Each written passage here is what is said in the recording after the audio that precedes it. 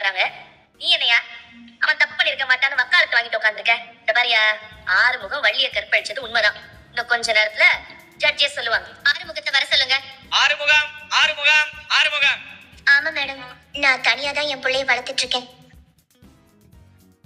சம்பவம் நடந்த அன்னைக்கு என் பொண்ணுக்கு நல்ல ஃபீவர். அதனால மருந்து கொடுத்துட்டு அவளை ரூம்ல தூங்க வச்சுட்டு நானும் படுத்து தூங்கிட்டேன். அப்புறம் கதவு தட்டுற சத்தம் கேட்டுச்சு.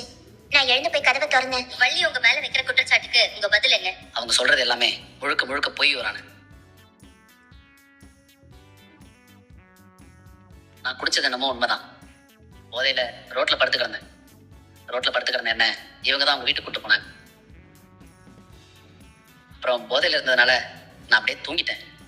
அதுக்கப்புறம் என்ன நடந்துச்சுன்னு எனக்கு எதுவுமே தெரியாது மேடம். நல்ல குடும்பத்துல பிறந்த பையன் இப்படி எல்லாம் பண்ண மாட்டாருன்னு உங்க கிளையண்ட்டுக்காக வாதாடினீங்க.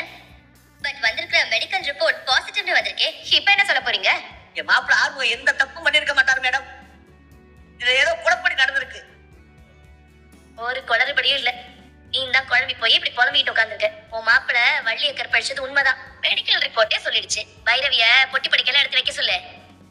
நாளைக்கே அவளை நல்லபடியா உன் வீட்டுக்கு அனுப்பி வைக்க. ஜெயிலுக்கு